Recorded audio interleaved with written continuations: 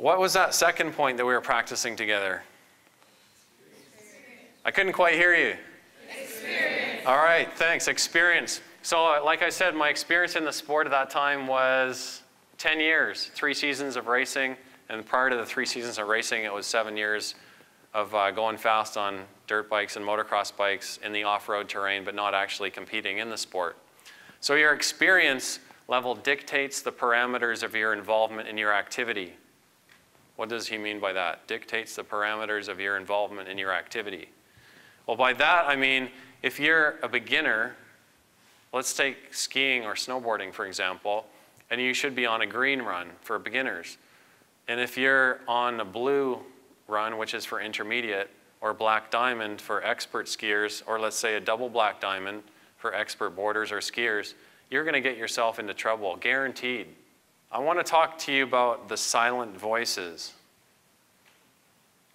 Silent voices are audible to us, and we can hear them when we're connected with ourselves in our inner essence and our core. But if you are disconnected with the silent voices, you won't hear them. So those silent voices are those little people, little gnomes. No, I'm just kidding. Little people on our shoulders that let you know maybe you're pushing yourself too far too soon, which was the case with my motocross racing, because I was doing an expert level jump and I was a second-year senior. And then we can look towards the experience, the next point. How much experience do you have? Do you have experience at the level in which you're participating in your activity?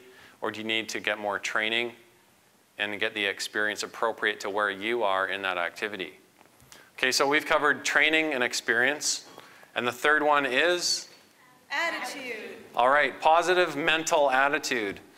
If you could think of it for a minute as a way in which you can stay inspired, that's a great way to get out of bed every morning on the positive attitude side of bed. If you get out of bed and you've got a chip on your shoulder, people don't like to hang out with you. They don't like to associate with you. They don't like to support what you're doing, and they're not open and interested to listening to what you're all about. But if you approach people in a friendly way, without an attitude, and you're positive, it's amazing the doors that will open for your life, throughout your life, in your career, your sport, your relationships.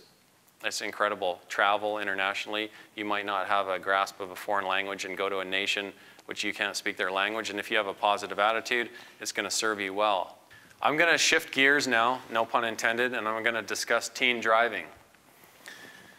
Teen driving is a privilege.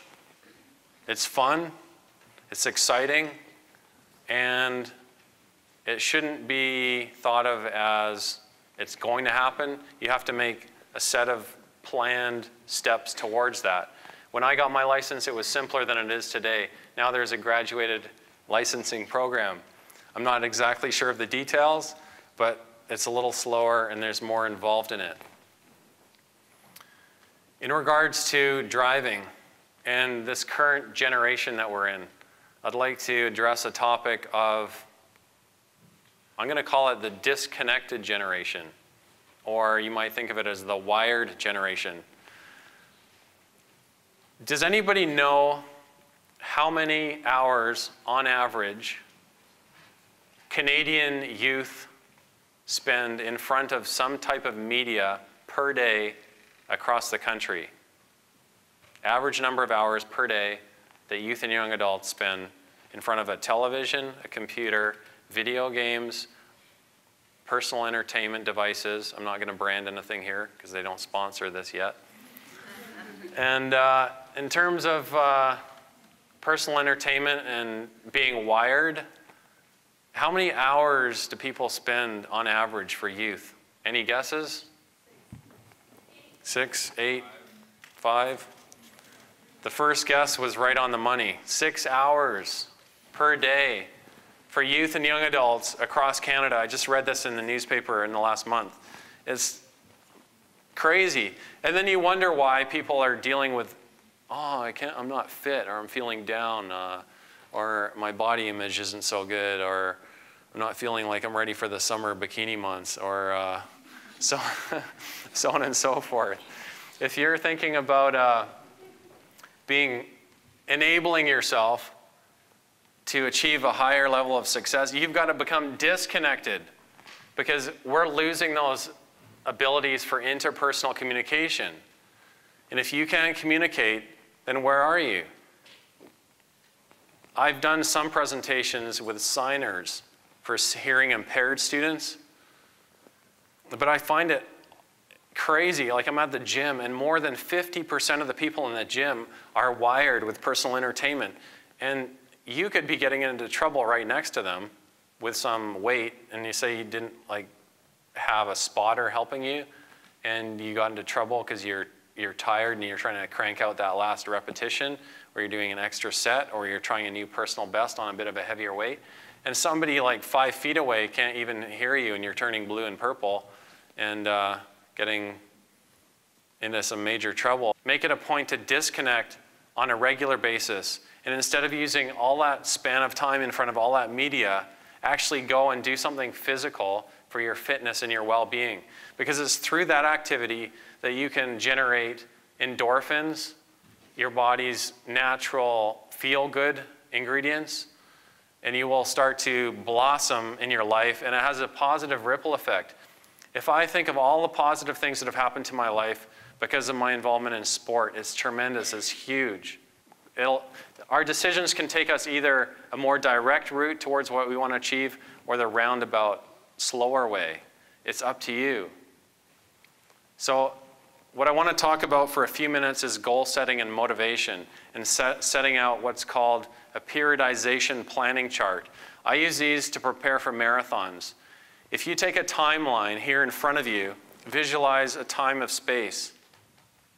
When you move to the right-hand side on the timeline, you're going into the future. The center point is where you are now. To your left-hand side is the past. So for example, we're here in the center point today together. And so let's say all of us want to go and run a marathon, 42.2 kilometers. So we've got to train effectively for that. And now we're going to find out which event we want to participate in, somewhere hot and tropical, hopefully, like Tahiti. And then we got to place that on a date on the timeline. And now we've got to set out a grid. That's called a periodization planning chart. And going backwards from that future date of when that event is to where you are today, you illustrate yourself the steps that you need to go through to achieve your goal. So you can use that, and please discuss that with your teachers in your class, goal setting and periodization planning charts, and how to effectively set a future goal, whether that's an educational or career objective, or a sport, something you want to accomplish with your sport, or another activity, and work backwards from that to where you are today. Because that will illustrate clearly to you what you can do in real steps towards achieving that. Because until you write it down, it's an idea that's out here floating around in the clouds. So crystallize what your idea is, define it, put it on a timeline, and then specify, going backwards, what you need to go through to achieve that. And that will help you.